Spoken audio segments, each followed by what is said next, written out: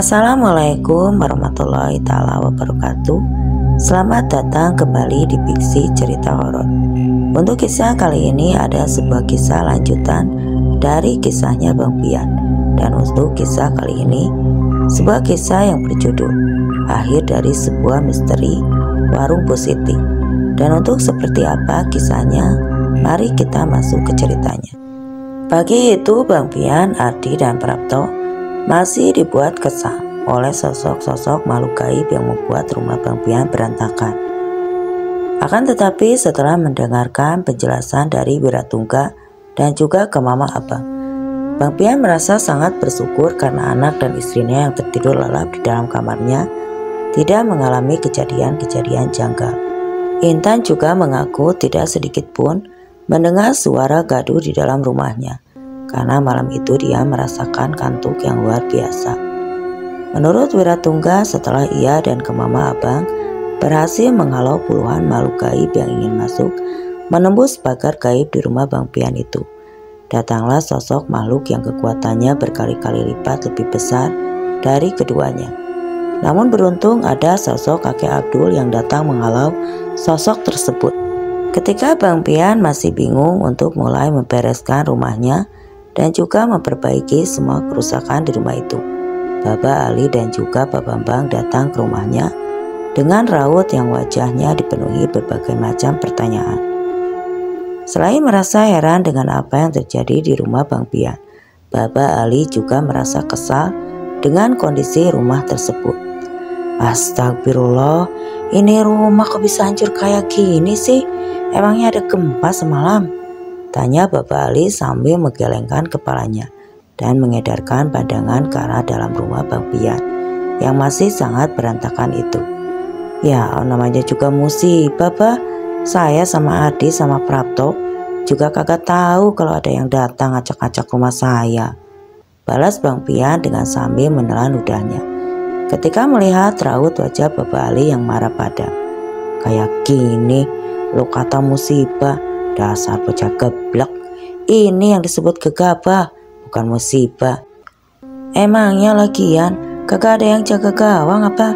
Sampai bisa hancur-hancuran begini nih rumah?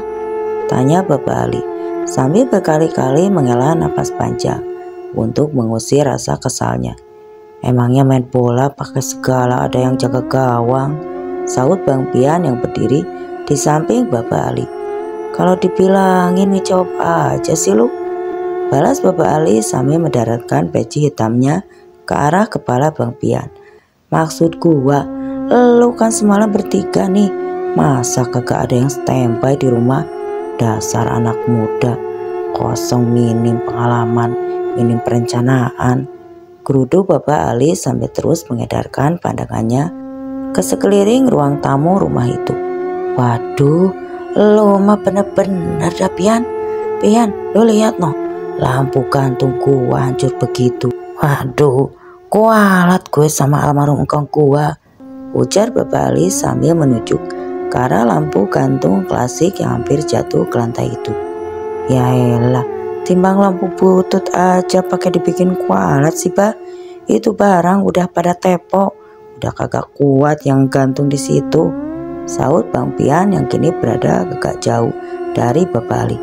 Enak aja lu yang tepok, itu pikiran lu, bukan lampu warisan dari engkong gua. Dasar bocah geblek, ampun dah gua, balas Bapak Ali yang terlihat semakin kesal. Sudah Bang, gak usah marah-marah, nanti darah tinggi abang malah kambuh lagi. Biar nanti kita cari tukang saja buat memperbaiki rumah ini. Soal biaya mah biar saya yang tanggung sepenuhnya, salah Pak Bambang yang mencoba menenangkan Bapak Ali. Wah, kagak usah repot-repot Mas Bambang, balas Bapak Ali yang merasa sungkan dengan sahabatnya itu. Alhamdulillah, makasih ya Om, kalau gini kan saya jadi tenang, sahut Bang Pian yang langsung menghampiri Pak Bambang dan menyalaminya. Enak aja lu juga harus ikut bersihin rumah ini, Bapak Ali yang kembali mendaratkan kopiahnya ke arah pundak Bang Pian. Iya, tenang saja, saya juga ikut ngerjain. Lagian Prapto sama Adi juga siap membantu. Udah, ayah kagak usah ngomel lagi. Bentar ya, Saya bikinin kopi biar encer suasananya, ujar Bang Pian sambil pergi ke arah dapur rumahnya. Pikiran lu tuh diencerin, gede banget teh gue, gerutu Bapak Ali yang kembali keluar menuju teras rumah Bang Pian.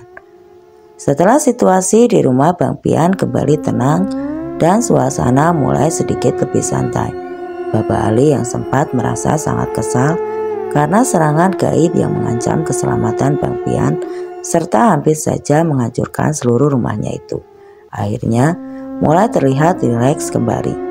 Ia menyeruput kopi hangat yang disuguhkan oleh Intan sambil mendengarkan cerita Ardi yang duduk di hadapannya dengan wajah serius. Ardi mulai menceritakan kejadian yang dialaminya bersama Bang Pian dan Prapto di alam gaib tadi malam. Dalam suasana hening, semua orang yang berada di ruangan itu fokus mendengarkan Ardi menjelaskan bagaimana mereka bertarung melawan sosok perempuan bergaun hitam yang memiliki kekuatan luar biasa. Meskipun mereka berhasil menuduhkan sosok itu dengan tasbih yang digunakannya, ternyata ada sosok lain yang lebih kuat di balik semua serangan itu. Ardi sendiri merasa heran dan bingung.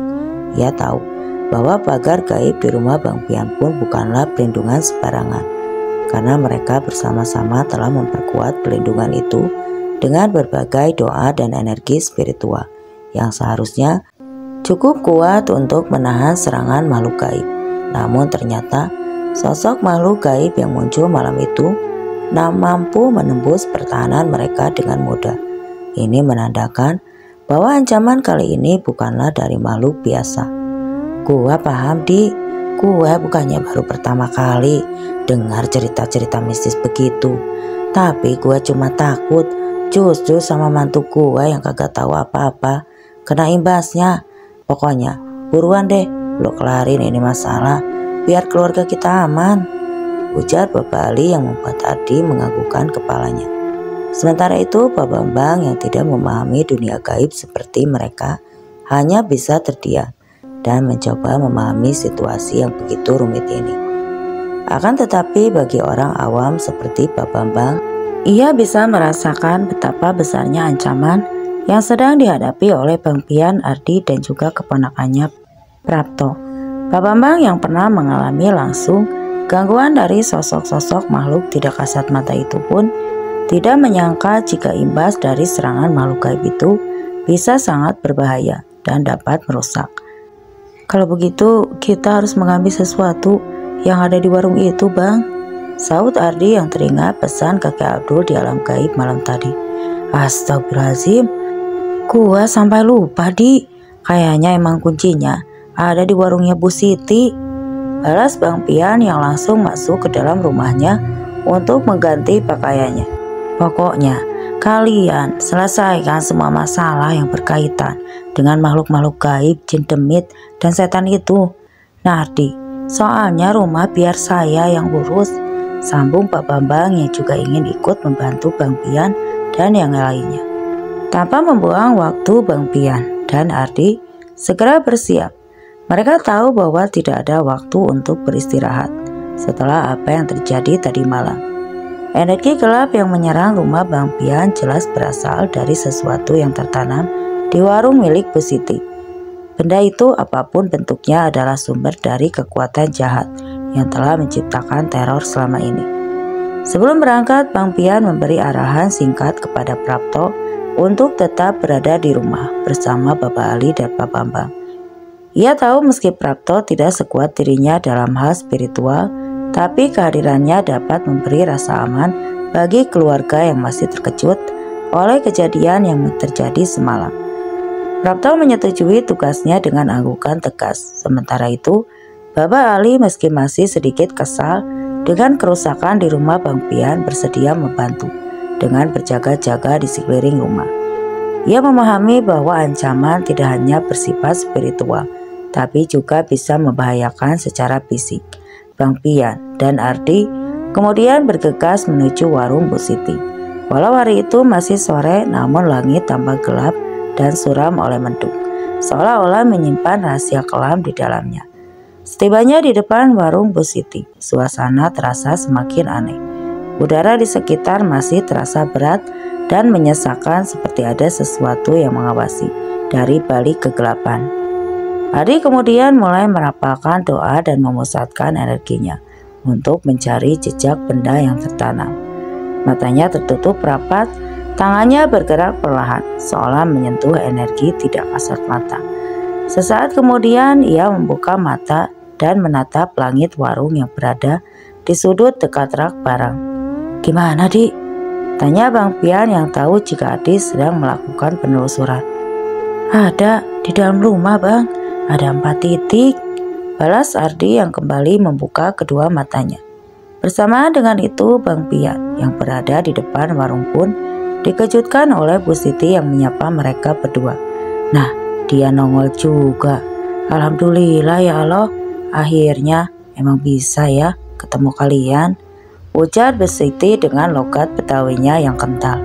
"Iya, kemarin istri saya cerita kalau Bu Siti lagi ada masalah," balas Bang Pian sambil tersenyum.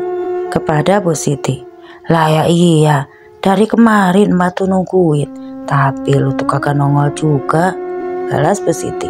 Bang Pian hanya tersenyum sambil berkata di dalam hatinya, kalau kemarin Bang Pian hampir saja kehilangan nyawanya di warung itu.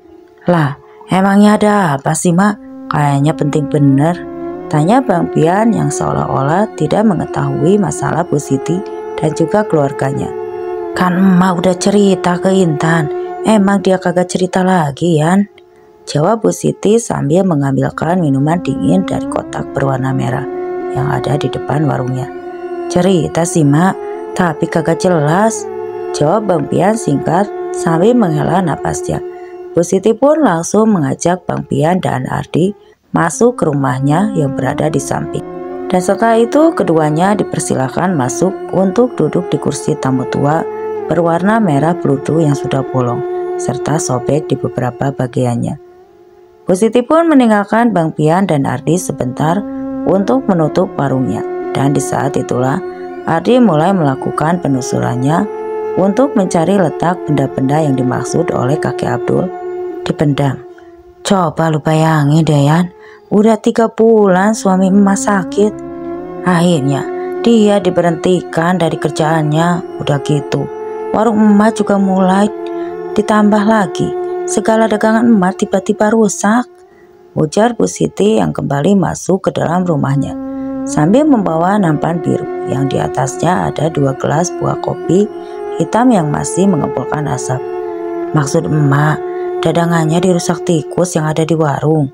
tanya Bang Pian yang seolah-olah belum tahu apa yang ada di warung milik Bu Siti tersebut.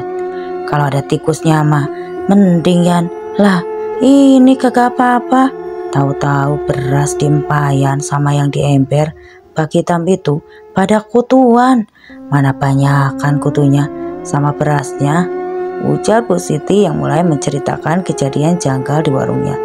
"Belum lagi telur yang baru emak beli.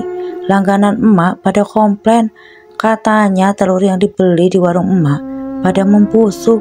Lah, gimana kagak sepi ini warung?" Ibu Bu Siti sambil menghela napas panjang sambil menundukkan kepalanya. "Ada yang sirik sama emak nih orang itu. Mau emak tutup warung ini," saut Ardi yang membuat Bu Siti seketika itu pun terkejut. "Apa lu kata ada orang yang sirik sama gue? Orang mana, Tong? Coba lu kasih unjuk biar gue labrak itu orang. Enak aja dia mau nutup warung gue.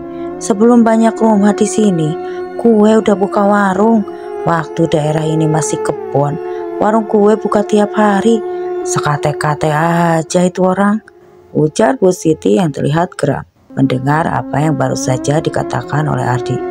"Udah puluhan tahun gue usaha warung, baru ini gue ngalamin kejadian aneh kayak begini. Mau mampus kali tuh ya orang yang sirik sama gue." Ibu Bu Siti yang semakin lugas mengungkapkan kekesalannya. Buset, sabar mak, sabar. Insya Allah kita bantu buat jagain warung emak. Udah, kagak usah ngomel-ngomel. Entar cepet tua kalau emak ngomel-ngomel melulu. Kagak pakai ngomel, emang gue udah tua, Yan. Bisa aja lu, balas Bu Siti yang seketika itu juga berusaha meredakan semua amarahnya. Buset nenek-nenek, ngegas aja. Ya udah tenang, biar saya sama adik saya yang urus. Yang penting warung emak lancar lagi, ramai lagi. Terus suami emak bisa sehat lagi, balas Bang Pian sambil menahan senyumnya. Kalau begitu, mama nurut aja dah. Tolongin emak sama bapak ya. Kan lu tahu Yan, emak kagak punya siapa-siapa di sini. Anak orang ada saudara juga jauh noh di Depok, ujar Bu Siti yang juga mempersilahkan Bang Pian dan Ardi untuk meminum kopi buatannya. Setelah menikmati kopi hitam yang disuguhkan Bu Siti, Bang Pian dan Ardi pun meminta izin untuk melihat kondisi suami Bu Siti yang bernama Pak Topa. Lelaki yang usianya sudah hampir 60 tahun itu sudah lama terbaring lemah di tempat tidur kamarnya. Dia merasa lemas dan pusing, serta tubuhnya yang terasa sakit pada bagian persendiannya. Bu Siti mengantar mereka dengan wajah penuh harap. Dia berharap kedua tamunya ini bisa menemukan penyebab dari penyakit misterius yang diderita suaminya. Sesampainya di dalam kamar yang remang-remang dengan cahaya yang diterangi lampu par kecil, Bang Pian dan Ardi langsung merasakan energi negatif yang menyelimuti ruangan itu. Pak Topa yang terbaring lemah di atas kasur yang ada di depan kayu tua itu terlihat pucat pasi. Matanya terbuka setengah menatap kosong ke arah langit-langit. Tubuhnya tampak kurus kering dengan kulit yang mulai keriput, seolah-olah hidupnya terkuras oleh sesuatu yang tidak kasat mata. Bang Pian yang awalnya hendak mendekat dan duduk di samping Pak Topa, tiba-tiba ditarik oleh Ardi yang sepertinya sudah mengetahui apa yang membuat Pak Topa terbaring lemah tidak berdaya. Ardi pun meminta Bang Pian merapalkan doa-doa untuk membuka mata batinnya terlebih dalam lagi. Ardi berdiri di sisi lain. Tempat tidur sudah bersiap jika ada hal-hal tidak terduga yang mungkin terjadi. Saat Bang Pian mulai memfokuskan energinya, ia segera merasakan adanya aura gelap yang menyelimuti tubuh Pak Topa. Dan tidak lama kemudian, energi yang dirasakan oleh Bang Pian dapat dilihatnya dengan wujud yang cukup mengerikan. Astagfirullahaladzim, seru Bang Pian sambil mundur menjauh dari arah tempat tidur kayu Pak Topa. Pantasan aja ini aki-aki kagak bisa ngapa-ngapain, imbu Bang Pian yang terlihat bergidik ketika dia tahu apa yang sedang dialami oleh Pak Topa. Lagi gue, ngapa ya kok lu sampai ketakutan gitu? Emang beneran ada demit yang ganggu dia ya? Tanya Bu Siti sambil memandang ke arah Pak Topa. Bukan demit lagi mak, nyilu sayang liatnya. Sekarang mendingan emak keluar deh ya, biar saya sama adik saya barisin dulu ini penyakit yang nempel di badan Pak Topa, balas Bang Pian yang langsung disambut anggukan kepala oleh Bu Siti. Kalau gitu ya dah tolongin ya, biar laki gue sembuh, pusing juga emak kalau dia sakit begini, balas Bu Siti yang langsung berlalu keluar dari dalam kamar. Astagfirullahaladzim, aki-aki kuat juga ya dia, padahal udah lama dia diklonin ular gede. Itu bisik Bang Pian yang membuat Ardi tersenyum. Tapi sakti juga ini ular, dari luar kagak kerasa energinya, imbu Bang Pian yang pandangan matanya masih tertuju kepada sosok yang melilit tubuh Pak Topa secara gaib itu. Pak Topa mengerang pelan seolah merasakan ketidaknyamanan saat Ardi mulai menyentuh titik-titik tertentu di tubuhnya. Untuk mengalirkan energi positif, perlahan Ardi menyadari bahwa Pak Topa masih bisa diselamatkan dari jerat makhluk gaib yang berwujud ular besar tersebut. Ya, ini Bang yang dibilang siluman makhluk ini pintar ngumpetin energi gelapnya.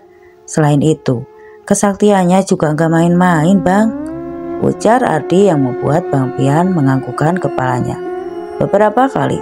Terus gimana Di? Kita apain nih ular?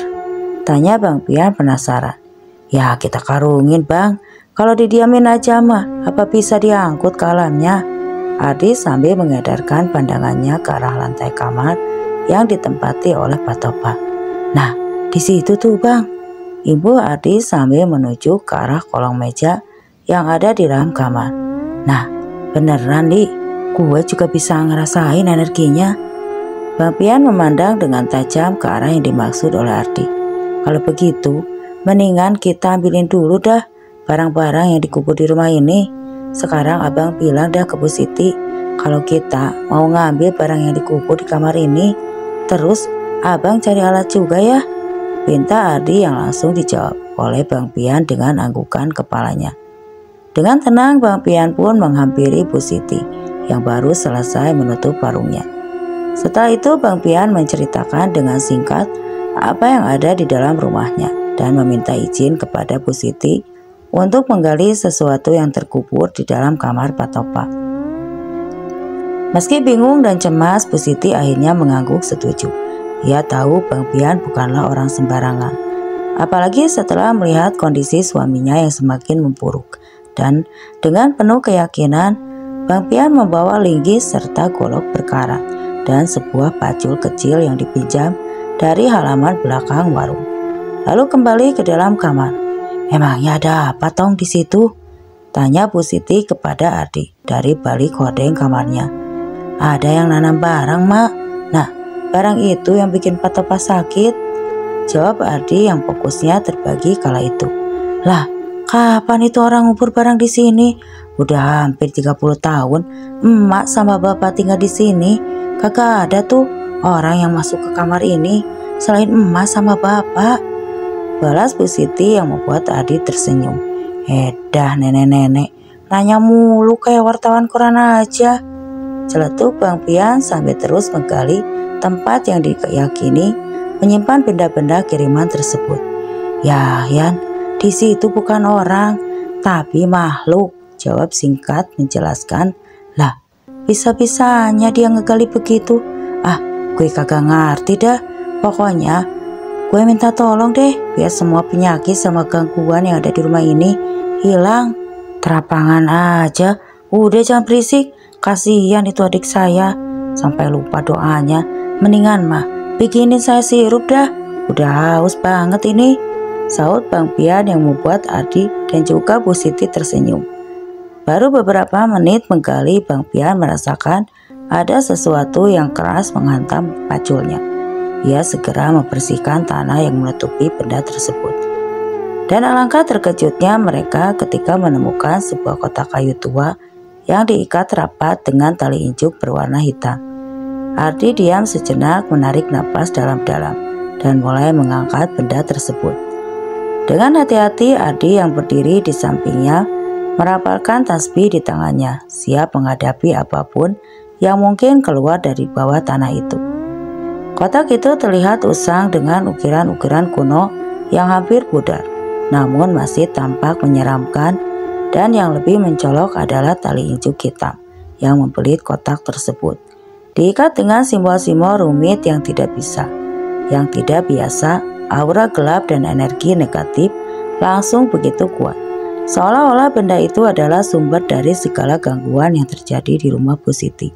Dengan tangan yang sedikit gemetar, Bang Pian mencoba meraba simbol-simbol tali injuk tersebut, mencari cara untuk membukanya. Perlahan tapi pasti Bang Pian menggunakan golok berkarat untuk memotong tali injuk hitam yang keras seperti baja itu. Begitu kotak terbuka, mereka terkejut melihat isinya. Sebuah keris kecil dengan bilah hitam yang dihiasi dengan ukiran-ukiran mistis. Keris itu memancarkan aura hitam pekat seperti kabut yang menyelimuti seluruh ruangan begitu. Keris tersebut berada di tangan Ardi. Pak Topak yang berbaring lemah di ranjang tiba-tiba menggeliat keras, mengeluarkan arangan panjang, tubuhnya bergetar hebat dan matanya terbuka lebar, seolah melihat sesuatu yang sangat mengerikan. Bu Siti yang mendengar suaminya berteriak, bergegas masuk dengan wajah panik. Tapi Bang Pian segera menahannya di pintu, meminta agar dia tetap di luar dan tenang. Emak tenang dah, jangan dekat-dekat kamar dulu. Bahaya, ada siluman ular segede paha saya ini di dalam kamar, ujar Bang Pian dengan tenang, yang membuat Bu Siti terdiam ketakutan. Bang Pian dan Ardi tahu bahwa keris itu adalah tameng perlindungan yang menyamarkan energi siluman ular yang terus menggerogoti kesehatan Pak Topak dan membuatnya sakit-sakitan. Tanpa membuang waktu, Adi segera melilitkan tasbih kecilnya pada keris tersebut sambil terus melantunkan ayat-ayat suci. Perlahan-lahan keris itu mulai bergetar seolah-olah melawan kekuatan tasbih yang membungkusnya. Patopa yang tadinya menggeliat mendadak terdiam. Napasnya menjadi lebih tenang. Aura jahat yang memenuhi ruangan perlahan memudar tergantikan dengan energi yang lebih tenang dan damai. Adi dan Bang Pian akhirnya bisa menarik napas lega, meski mereka tahu bahwa semuanya belum benar-benar usai. "Masih ada 3 lagi, Bang," ujar Adi yang telah berhasil mengalahkan energi dari bilah keris kecil tersebut. "Kita kelarin semuanya deh. Aki-aki sama nenek di rumah ini," balas Bang Pian sambil melihat ke arah Patopa yang kondisinya masih lemah. "Tapi yang kagak gue habis pikir, kenapa itu makhluk malah nyerang gue habis-habisan? Bisa-bisanya. Untung aja waktu itu dia cuma ngikutin Intan sama Alpin. Coba kalau sampai dia nyenggol anak sama milik gue, bisa ribet ya urusannya," balas Bang Pian yang mengikuti langkah Adi keluar dari dalam kamarnya. "Ya wajar sih Bang, makhluk gaib itu nyerang Abang. Mereka tahu Abang bisa nanganin masalah ini. Ya, semasalah Bu Siti sama Patopa.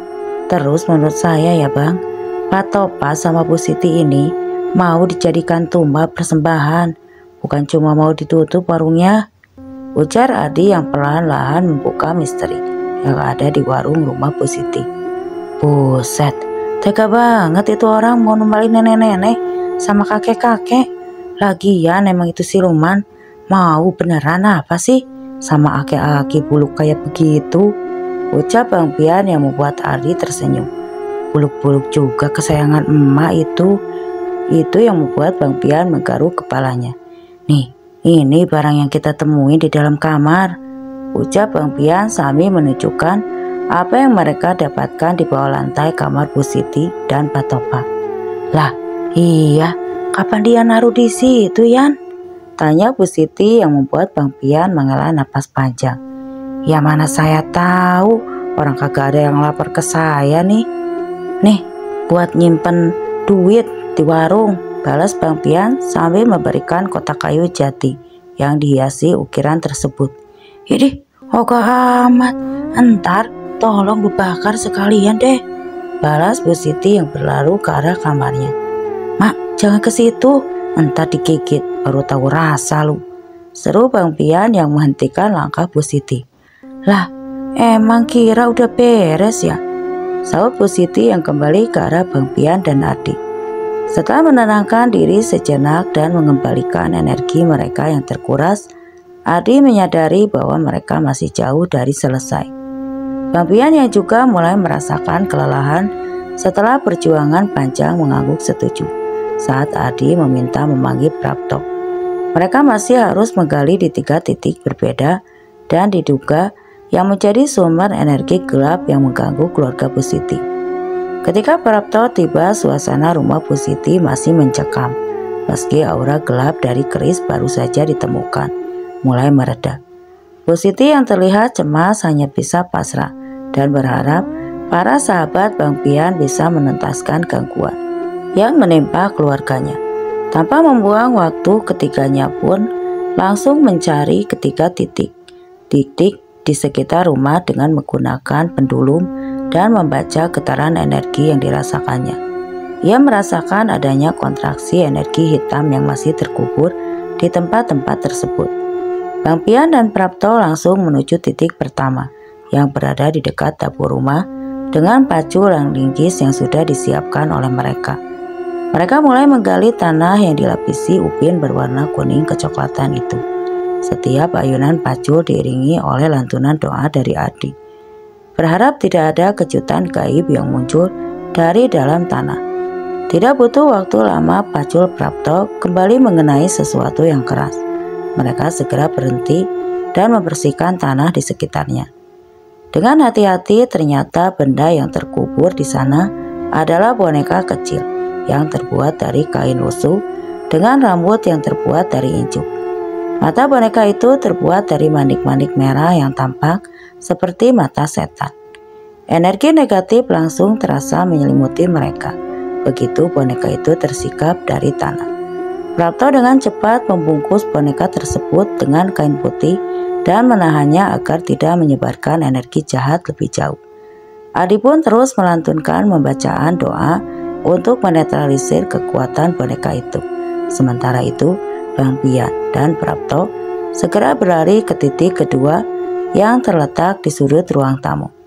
Di titik kedua mereka menemukan sesuatu yang lebih mengejutkan. Sebuah bungkusan berwarna hitam terikat rapat dengan benang merah menebarkan aroma busuk. Begitu dikeluarkan dari tanah, Bang Pian segera membukanya dengan hati-hati dan mereka menemukan tulang hewan yang sudah berlumuran darah serta rambut yang diduga milik Patopa. Wah, ini jelas merupakan bagian dari ritual ilmu hitam, Bang. Gumam Prapto sambil menghela napas. Dengan segala kewaspadaan, mereka melanjutkan ke titik terakhir yang berada di halaman depan rumah milik Bu Siti. Kali ini tanah yang digali lebih dalam dari sebelumnya dan suasana semakin terasa mencekam. Setelah beberapa menggali, mereka akhirnya menemukan sebuah kendi kuno yang diikat dengan benang merah dan terdapat dengan kain raja yang berisi mantra kuno. Di sekelilingnya, Adi yang tahu bahwa kendi ini adalah pusat dari semua energi negatif yang menyerang keluarga Bu Siti, langsung menghantamnya tanpa ragu dengan linggis yang sebelumnya berada di tangan Bang Pian. Dengan suara lantang ia menyeruakan asma Allah sebelum linggis tersebut menghantam kendi yang memancarkan energi gelap itu. Saat kendi tersebut pecah, terdengar suara jeritan memilukan, seolah-olah ratusan jiwa yang terperangkap di dalamnya dapat terbebas dari tempat tersebut. Bersamaan dengan itu, angin kencang tiba-tiba berembus, membuat suasana semakin mencekam. Namun berkat kekuatan spiritual dan tekad kuat dari Bang Pian, Adi dan Prapto, mereka berhasil menetralisir energi gelap itu. Setelah berhasil menemukan dan menetralisir 4 benda terkutuk yang ditanam di rumah Bu Siti, suasana mulai terasa lebih ringan. Namun Adi tahu jika mereka masih memiliki satu tugas terakhir yang harus diselesaikan. Tanpa banyak bicara, Adi segera memberi isyarat kepada Bang Pian dan Prapto untuk kembali masuk ke dalam kamar Patopa. Begitu mereka melangkah masuk, bau anyir menyeruak menyambut mereka. Aroma yang berasal dari makhluk gaib yang masih melilit tubuh Patopa. Adi segera menyiapkan tasbihnya untuk memfokuskan energi spiritualnya. Sementara Bang Pian masih mengambil posisi di sebelah kiri tempat tidur Patopa dan Prapto di samping Adi. Mereka mulai melantunkan doa-doa dari ayat-ayat suci untuk memusnahkan sosok siluman ular yang masih melilit di tubuh Patopa. Perlahan pasti tapi sosok gaib yang melilit tubuh Patopa pun mulai menggeliat. Makhluk berwujud seperti ular hitam besar dengan mata merah menyala, bergerak perlahan dan terus membelit tubuh Patopa dengan erat.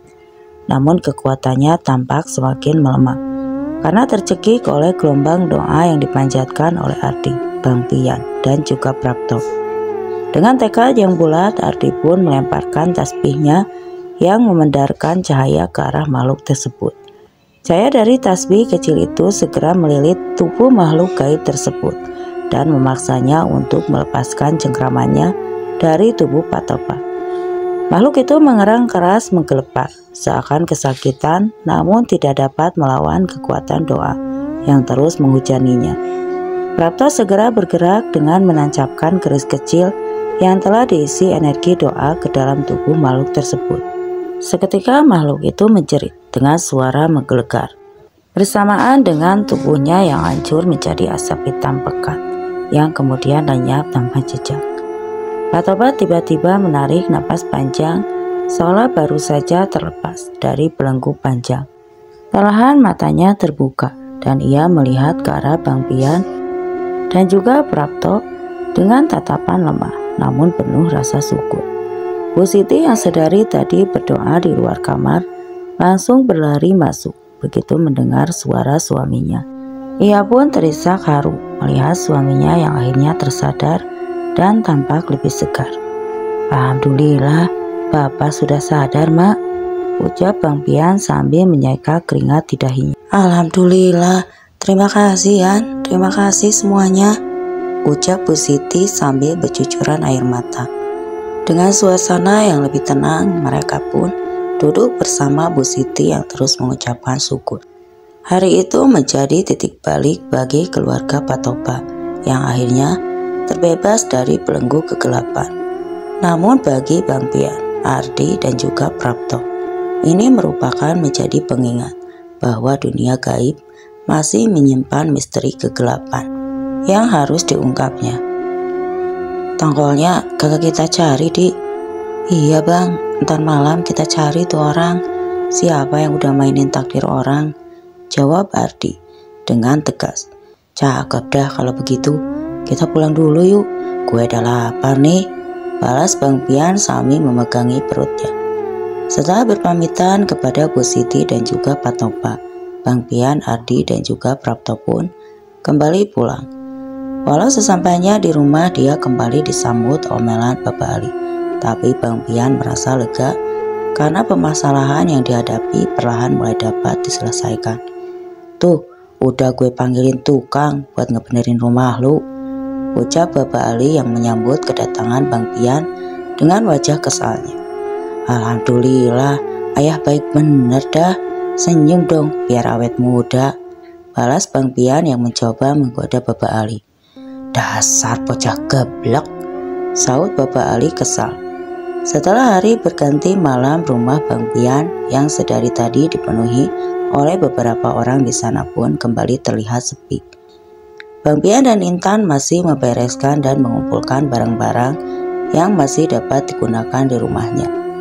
Dan setelah malam semakin larut, Bang Pian pun meminta Intan untuk masuk lebih dulu ke dalam kamarnya. Sementara itu Bang Pian beranjak masuk ke kamar sebelahnya yang biasa dia gunakan untuk mengobati orang. Setelah beberapa saat Bang Pian hendak menuntaskan semua permasalahan yang dihadapinya itu, telah berhasil meragas sukma. Di saat yang sama, Ardi dan Prapto pun telah menunggu Bang Pian. Malam itu sama seperti kemarin, Bang Pian pun meminta Turatungga dan juga ke Mama Abang untuk berjaga di rumahnya. Sementara itu Bang Pian, Ardi dan Prapto melesat menuju ke sebuah rumah yang menjadi sumber malapetaka tersebut. Ketiganya melesat di antara pepohonan melewati ladang dan sungai kecil. Mereka bisa merasakan hawa dingin yang menusuk tulang. Seolah alam sekitar turut memberi isyarat akan adanya bahaya besar. Sesampainya di depan rumah tua yang dimaksud oleh Ardi, pemandangan mencekam menyambut mereka. Rumah itu diselimuti kabut hitam pekat yang berputar-putar, menciptakan suasana mencekam yang membuat bulu kuduk berdiri. Akan tetapi, baru saja Ardi dan Bang Pian serta Prapto hendak meruntuhkan pagar gaib yang melindungi rumah itu, tiba-tiba sosok kakek Abdul muncul di hadapan mereka. Cahaya terang yang menyelimuti kakek Abdul pun perlahan menghilang bersamaan dengan aura hitam pekat yang sedari tadi mereka rasakan. "Semua sudah selesai, Nak," ujar kakek Abdul dan penuh kebijaksanaan. "Tapi apakah orang yang mau menumbalkan pasangan suami istri pemilik warung itu mau menghentikan ritualnya, Kek?" tanya Ardi yang masih penasaran dengan orang yang mau menumbalkan Bu Siti dan Patopa. "Sudah, Cuk, aku sendiri yang meminta kepada penguasa air yang sering memberi persugihan itu. Aku mendatangi langsung wilayah kekuasaan mereka dan meminta penguasa itu untuk membebaskan sukma laki-laki itu," balas kakek Abdul. "Baik, Kek, terima kasih untuk semua yang telah kakek lakukan untuk membantu kami," balas Ardi sambil tersenyum ke arah kakek Abdul. "Sekarang pulanglah, Cuk. Jaga keluarga kalian semua karena kejahatan selalu ada di sekitar kita," pungkas kakek Abdul. Sebelum sosok yang diselimuti cahaya itu menghilang dari pandangan. "Gue penasaran, Dik, siapa yang ngadain ritual itu? Sampai-sampai rajanya langsung datang acak-acak rumah gua," tanya Bang Pian kepada Ardi. ketika mereka hendak kembali ke tubuh mereka masing-masing. Saya juga nggak tahu bang, tapi yang jelas ada pesan tersirat dari kakek Abdul, bahwasannya tidak semua kita tahu itu benar, yang tidak semua kebenaran itu kita harus ketahui. Balas Ardi menjelaskan. Wallahu a'lam bishawab, ucap Bang Bian. Oke teman-teman, sekian untuk kisah kali ini, dan terima kasih untuk yang sudah hadir. Semoga saja cerita yang saya bawakan kali ini dapat menghibur kalian semua. Sekali lagi terima kasih.